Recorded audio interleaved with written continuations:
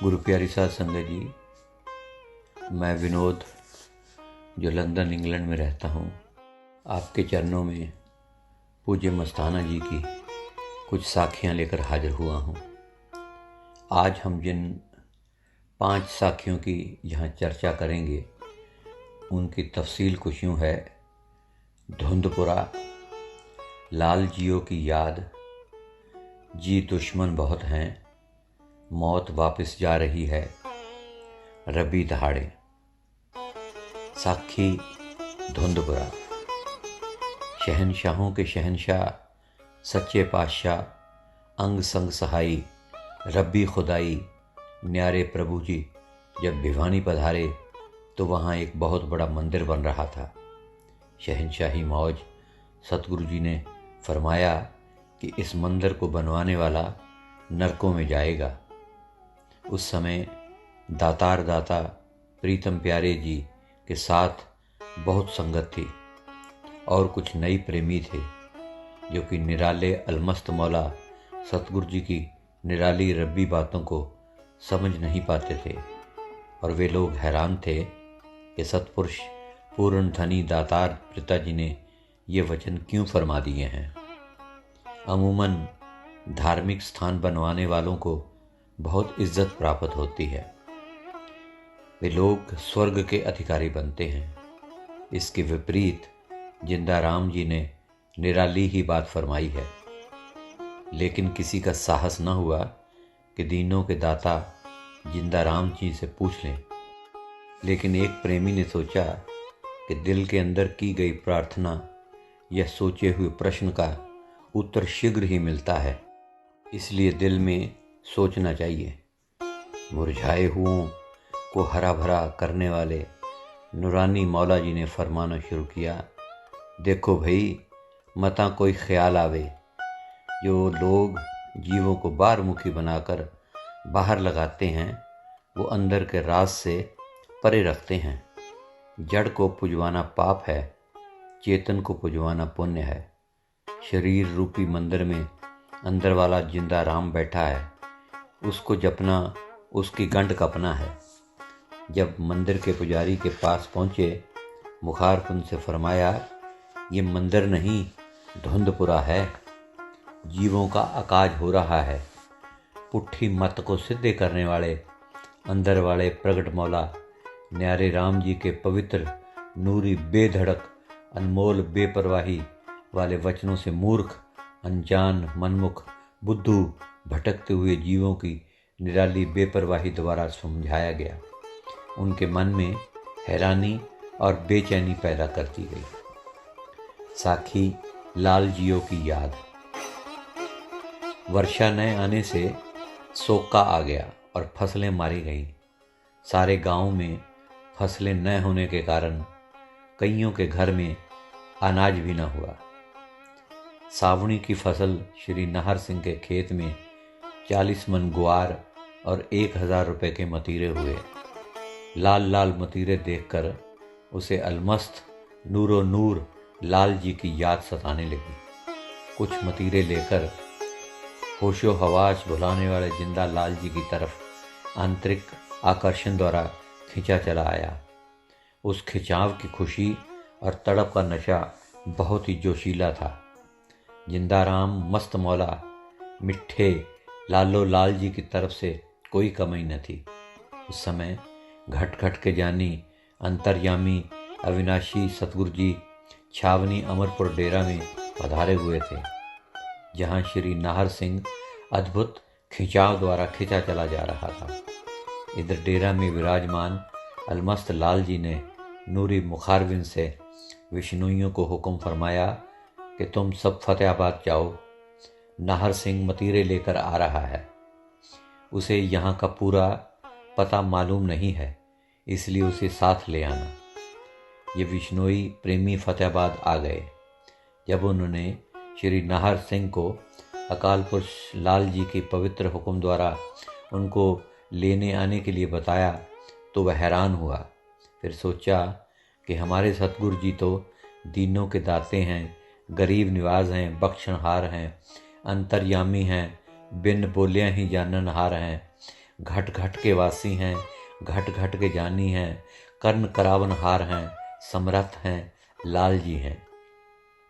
रास्ते में निरंकार जी की बातें करते करते डेरा अमरपुर की तरफ चल पड़े। डेरा में पहुँचे तो पूज्य मस्ताना जी के पवित्र दर्शन पाए।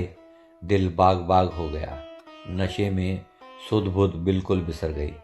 ज्ञान ध्यान कर्म सार सब कुछ भूल गया। अलमस्त लाल जी की मस्ती की लाली लखीने जा रही थी। प्रेम के लाल लाल तरबूज पेश किए जो स्वीकार हुए। लालो लाल अलमस्त मौला जी के नूरी लाल चेहरे की सुंदर लाल किरणों से प्रेम का नशा का दान मिला जो उसने झट से ले लिया। वह नशा देते समय किसी को दिखाई तो न दिया। फिर मुबारक रसना से लालो लाल अलमस्त लाल जियों ने गदराना वाली बातें अमरपुर डेरा में आई संगत को सुनाने के लिए मीठा हुक्म फरमाया। उसने भूतों वाली और बाकी सभी बातें बताईं जिससे संगत धन धन सतगुरु करने लगी। साखी जी दुश्मन बहुत हैं। नाहर सिंह के भाई करतार सिंह बेपरवाही मौज जिंदा राम जी के पास खोकियां वाली आया। सत्संग के बाद नूरानी मौला दीनों के दाता स्वामी जी ने फरमाया कि करतार सिंह भजन करया कर।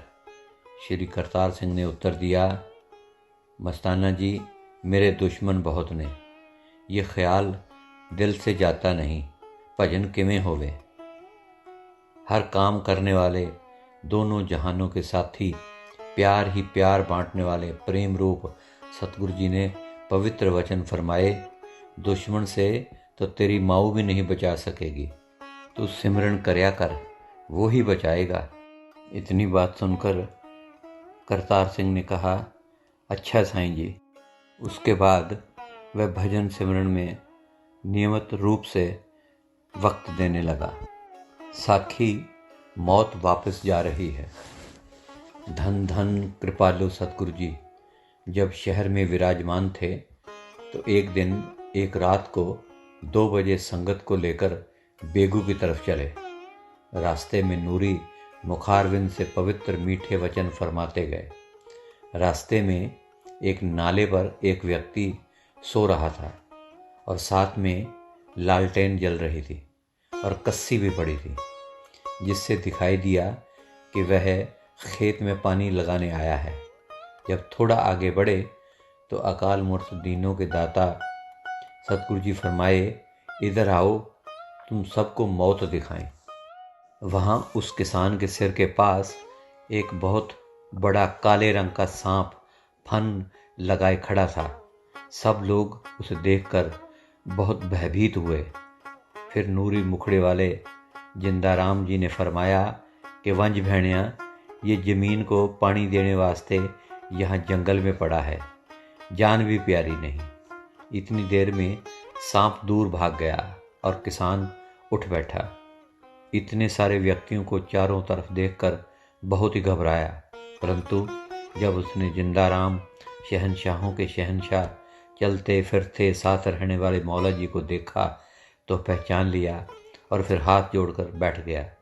निरंकार अंग संग सहाई दाता जी ने फरमाया, आज तेरे को सतगुरु ने नया जन्म बख्शा है, वो देख तेरी मौत वापस जा रही है।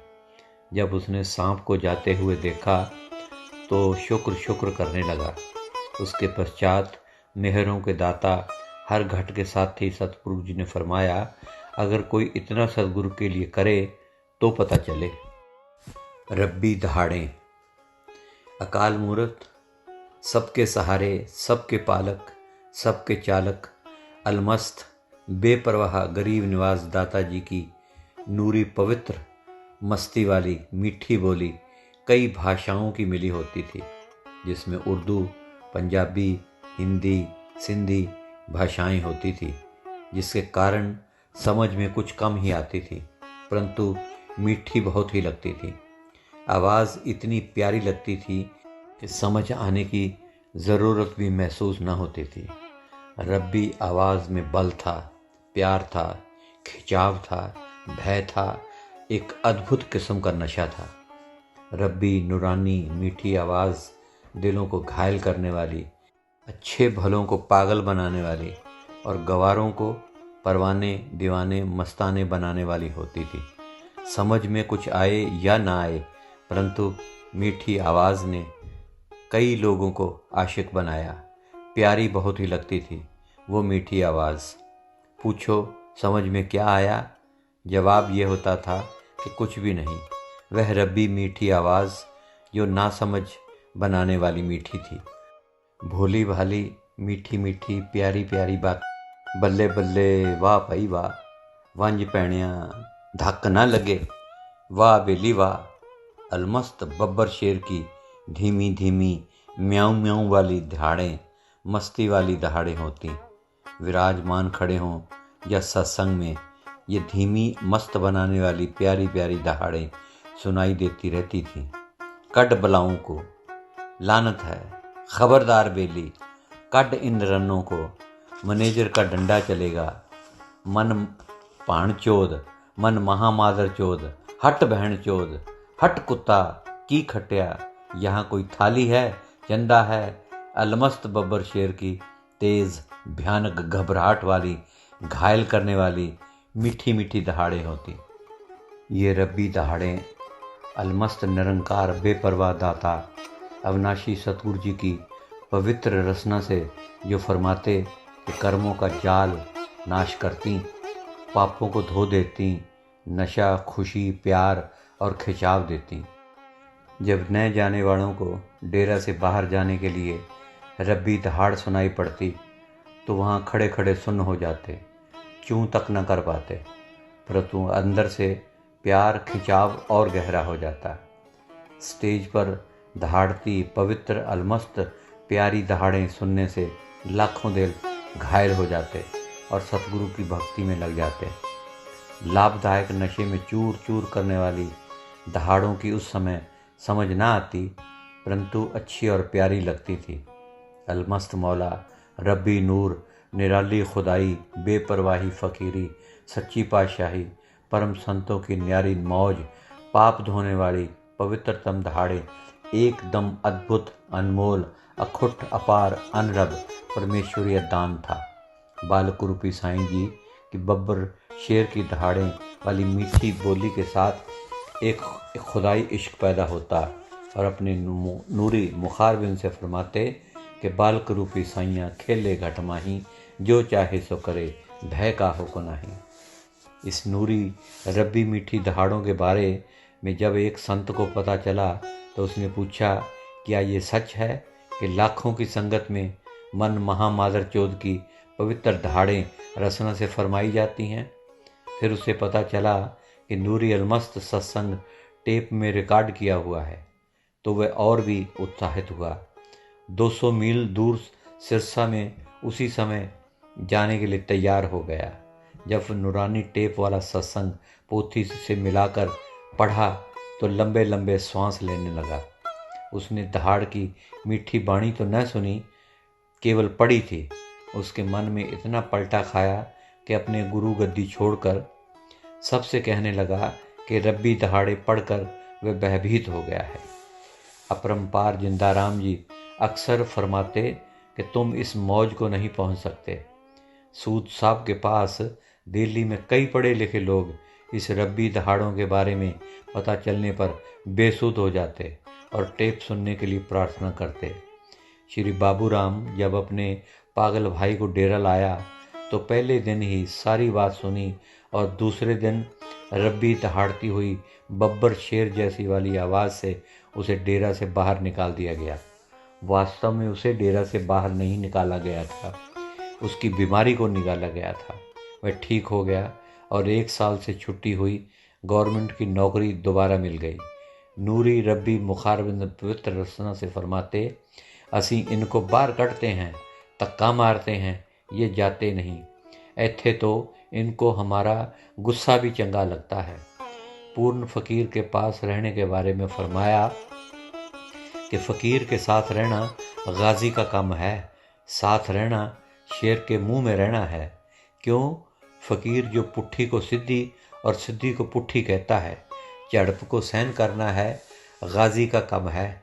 दहाड़ती हुई गरजती मीठी घायल करने वाली रब्बी दहाड़ स्टेज पर विराजमान हजारों की संगतों में फरमाते, कोई बोले 1 पैसा मस्ताने को दिया तो वह लाख रुपए अभी ले लेवे। सो गुरु प्यारी साध संगत जी, ये थी आज की साखियाँ। आज के लिए इतना ही।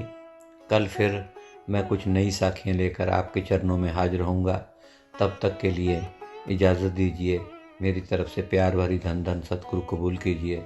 धन धन सतगुरु तेरा ही आसरा, हाजिर नाजिर जिंदा राम तेरा ही आसरा।